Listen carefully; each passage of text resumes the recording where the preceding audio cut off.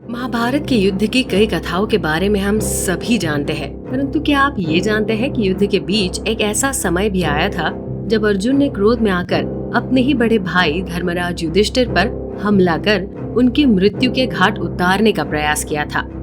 क्या था पूरा प्रसंग जानेंगे आज के वीडियो में, इसलिए वीडियो में अंत तक बने रहे।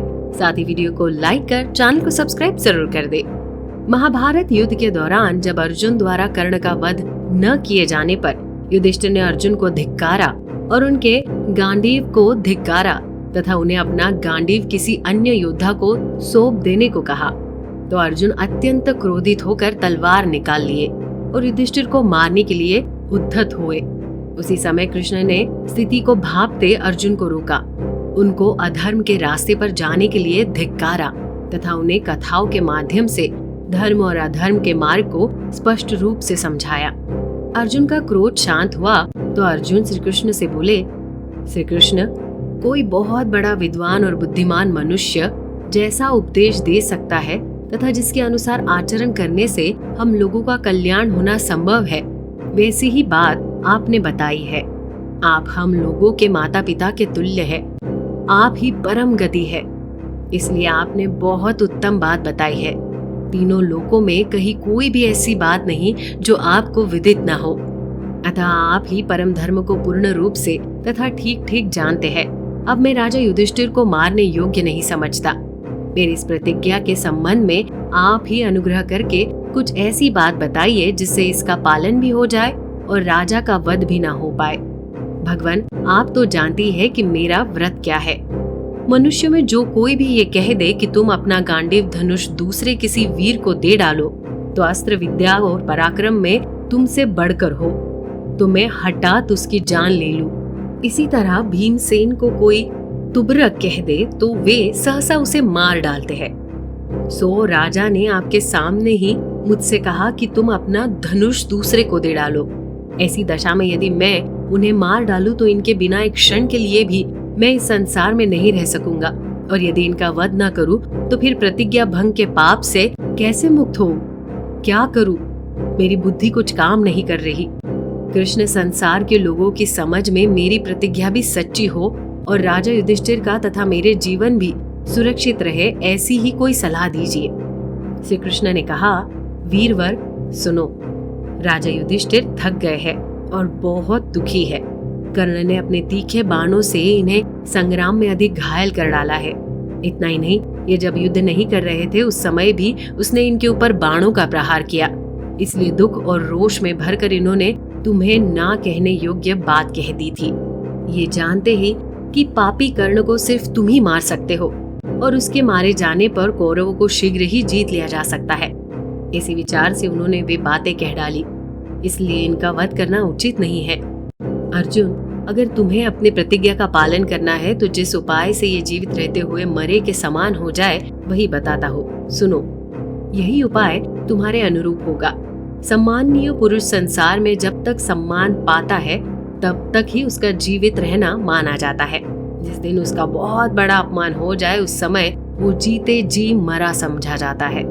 तुमने, भीमसेन ने, नकुल, सहदेव ने तथा अन्य वृद्ध पुरुषों एवं शूरवीरों ने राजा युधिष्ठिर का सदा ही सम्मान किया है। आज तुम उनका अंशतः अपमान करो। यद्यपि युधिष्ठिर पूज्य होने के कारण आप कहने योग्य है, तथापि इन्हें तू कह दो। गुरुजन को तू कह देना उनका वध कर देने के समान माना जाता है। जिसके देवता अथर्वा और अंगिरा है, ऐसी एक सर्वोत्तम श्रुति बताई जाती है। अपना भला चाहने वालों को बिना विचारे ही इसके अनुसार बर्ताव करना चाहिए। उस श्रुति का भाव यह है, गुरु को तू कह देना, उसे बिना मारे ही मार डालना है।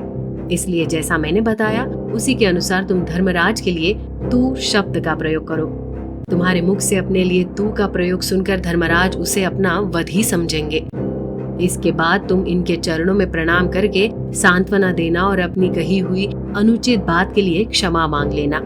तुम्हारे भाई राजा युधिष्ठिर समझदार है, ये धर्म का ख्याल करके भी तुम पर क्रोध नहीं करेंगे। इस प्रकार तुम मिथ्या भाषण और भ्राता वध के पाप से छुटकारा प्रसन्नता पूर्वक सुत पुत्र कर्ण का वध करना। अपने सखा भगवान श्री कृष्ण का वो वचन सुनकर अर्जुन ने उनकी बड़ी प्रशंसा की। फिर वे हठ पूर्वक धर्मराज के प्रति ऐसे कटु वचन कहने लगे जैसे पहले कभी नहीं कहे थे। वे बोले, तू चुप रह, ना बोल। तू तो खुद ही लड़ाई से भागकर एक कोस दूर आ बैठा है। तू क्या उलाहना देगा? हाँ, भीमसेन को मेरी निंदा करने का अधिकार है, क्योंकि वे समस्त संसार के प्रमुख वीरों के साथ लड़ रहे हैं, शत्रुओं को पीड़ा पहुंचा रहे हैं। असंख्य शूरवीरों, अनेकों राजाओं, रथियों, घुड़सवारों तथा हजारों हाथियों को मौत के घाट उतारकर काम्बोजों और पार्वतियों योद्धाओं के इस तरह नष्ट कर रहे हैं जैसे सिंह मुर्गों को। तू अपने कठोर वचनों के चाबुक से अब मुझे न मार, मेरे कोप को फिर न बढ़ा। अर्जुन धर्मभीरू थे। वे युधिष्ठिर को ऐसी कठोर बातें सुनाकर बहुत उदास हो गए। ये जानकर कि मुझसे कोई बहुत बड़ा पाप बन गया, उनके चित्त में बड़ा खेद हुआ। बारंबार उच्छ्वास खींचते हुए उन्होंने फिर से तलवार उठा ली।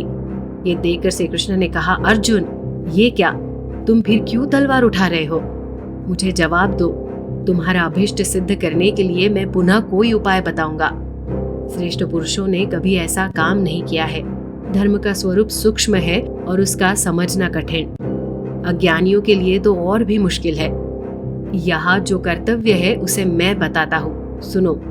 भाई का वध करने से जिस नरक की प्राप्ति होती है, उससे भी भयानक नरक तुम्हें आत्मघात करने से मिलेगा। इसलिए अब अपने ही मुंह से अपने गुणों का बखान करो। ऐसा करने से ही यही समझ जाएगा कि तुमने अपने ही हाथों अपने को मार लिया। ये सुनकर अर्जुन ने श्री कृष्ण की बातों का अभिनंदन किया और तथास्तु कहकर धनुष को नवाते हुए वे युधिष्ठिर से बोले, राजन, अब मेरे गुणों को सुनिए। पिनाकधारी भगवान शंकर को छोड़कर दूसरा कोई भी मेरे समान धनुर्धुर नहीं है। मेरी वीरता का उन्होंने भी अनुमोदन किया है। यदि चाहूं तो इस चराचर जगत को एक ही क्षण में नष्ट कर डालूंगा। मेरे चरणों में रथ और ध्वजा के चिन्ह है। मुझ जैसा वीर यदि युद्ध में पहुंच जाए तो उसे कोई भी नहीं जीत सकता। उत्तर, दक्षिण, पूर्व, पश्चिम इन सभी राजाओं का मैंने संहार किया है। कृष्ण, अब हम दोनों विजयशाली रथ पर बैठकर सूत पुत्र कर्ण का वध करने के लिए शीघ्र ही चल दे। आज राजा युधिष्ठिर प्रसन्न हो, मैं कर्ण को अपने बाणों से नष्ट कर डालूंगा। ये कहकर अर्जुन पुनः युधिष्ठिर से बोले, आज या तो कर्ण की माता पुत्रहीन होगी या माता कुंती ही मुझसे हीन हो जाएगी। मैं सत्य कहता हूँ, अपने बाणों से कर्ण को मारे बिना आज कवच नहीं उतारूंगा। ये कहकर अर्जुन ने तुरंत अपने हथियार और धनुष नीचे डाल दिए, तलवार म्यान में रख दी। फिर लज्जित होकर उन्होंने युधिष्ठिर के चरणों में सिर झुकाया और हाथ जोड़कर कहा, महाराज, मैंने जो कुछ कहा है उसे क्षमा कीजिए और मुझ पर प्रसन्न हो जाइए। मैं आपको प्रणाम करता हूँ। अब मैं सब तरह से प्रयत्न करके भीमसेन को युद्ध से छुड़ाने और सूत पुत्र कर्ण का वध करने के लिए जा रहा हूँ। राजन, मेरा जीवन आपका प्रिय करने के लिए ही है, ये मैं सत्य कहता हूँ। ऐसा कहकर अर्जुन ने राजा के दोनों चरणों को स्पर्श किया और फिर वे रणभूमि की ओर जाने को उद्यत हो गए। धर्मराज युधिष्ठिर अर्जुन के कठोर वचनों को सुनकर अपने पलंग पर खड़े हो गए। उस समय उनका चित्त बहुत दुखी हो गया था।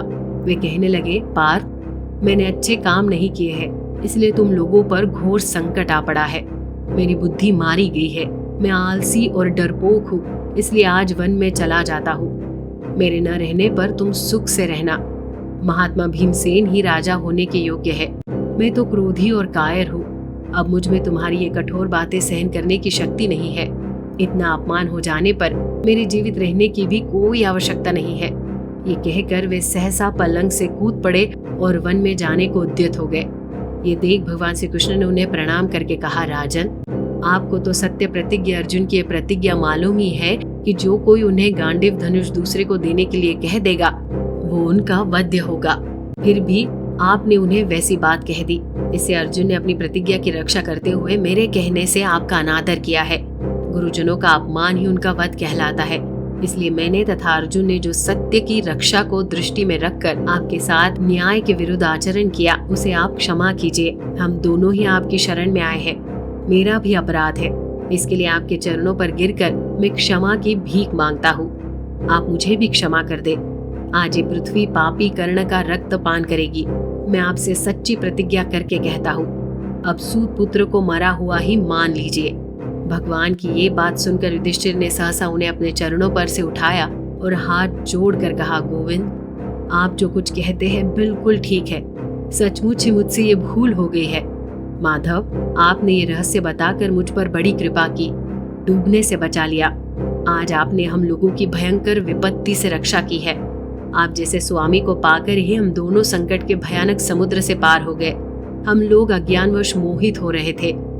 आपकी ही बुद्धिरोग नौका का सहारा लेकर अपने मंत्रियों सहित शोक सागर के पार हुए हैं। अच्युत, हम आपसे ही सनात है। तो दर्शकों, कैसी लगी आपको ये जानकारी? हमें कमेंट कर जरूर बताएं। साथ ही यदि आपको ये वीडियो पसंद आई हो तो वीडियो को लाइक कर चैनल को सब्सक्राइब जरूर कर दें। वीडियो में अंत तक बने रहने के लिए धन्यवाद।